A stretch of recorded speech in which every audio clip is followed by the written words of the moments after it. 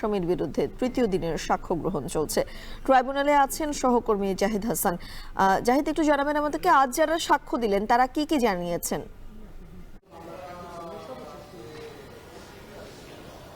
সাবেক প্রধানমন্ত্রী শেখ হাসিনার বিরুদ্ধে সাক্ষ্য গ্রহণ চলছে তৃতীয় দিনের চতুর্থ নম্বর সাক্ষ্য। যিনি এই মামলায় তিনি সাক্ষী দিচ্ছেন, তিনি বেগম রোকেয়া বিশ্ববিদ্যালয় রংপুরের অর্থনীতি বিভাগের একজন শিক্ষার্থী। তিনি তার সাক্ষ্যতে যেটি বলেছেন ট্রাইব্যুনাল একে, যে তিনি ওই আন্দোলনের একজন সম্মুখ সারির যোদ্ধা এবং তিনি রংপুর বেগম রোকেয়া বিশ্ববিদ্যালয়ের যেদিন আবু সাইদ মারা যায় গত বছরের 16 জুলাই, সেদিন তিনি ঘটনাস্থলে উপস্থিত ছিলেন এবং তিনি একজন প্রত্যক্ষদর্শী এবং তিনি কিছু দূরেই দাঁড়িয়েছিলেন যেখানে আবু সাইদকে গুলি করা হয়। তার বক্তব্য হচ্ছে যে আবু সাইদকে পুলিশের এএসআই আমির হোসেন এবং কনস্টেবল সুজন চন্দ্র রায় এই দুইজন খুব কাছ থেকে গুলি করেছেন এবং তাদের গুলিতেই আবু সাইদের মৃত্যু হয়েছে। এটি হচ্ছে এই শিক্ষার্থীর বয়ান এবং তিনি এটি আদালতে তার জবানবন্দি তিনি তুলে ধরেছেন। একই সঙ্গে তিনি বলেছেন যে পুলিশ ছত্রভঙ্গ করতে সেখানে শক্তি প্রয়োগ করে এবং আবু সাইদকে প্রথম কে উদ্ধার করে সেই শিক্ষার্থীর নাম আয়ান, সেটিও তিনি বলেছেন।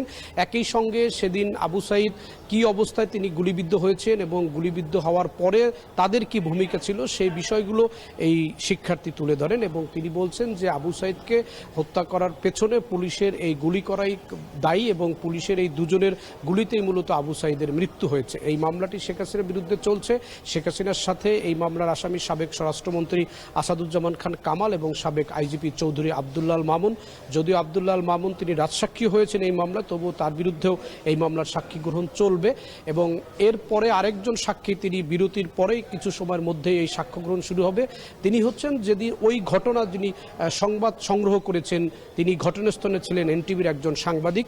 তিনি এই ঘটনার দৃশ্যটি ধারণ করেছিলেন, তার যে ক্যামেরা ছিল সেটিতে তিনি এই ঘটনা কি ঘটেছিল এবং তিনি সেদিন কি দেখেছেন, তার সামনে কিভাবে আবু সাইদকে গুলি করা হয় এবং আবু সাইদ কিভাবে মারা গেলেন, কারা আবু সাইদকে উদ্ধার করে হাসপাতালে নিয়ে গেলেন, এ বিষয়গুলো নিয়ে যিনি এনটিভির সেখানের সাংবাদিক তিনি এখন ট্রাইব্যুনাল একে সাক্ষ্য দিবেন। আমরা তার সাক্ষ্যের জন্য অপেক্ষা করছি।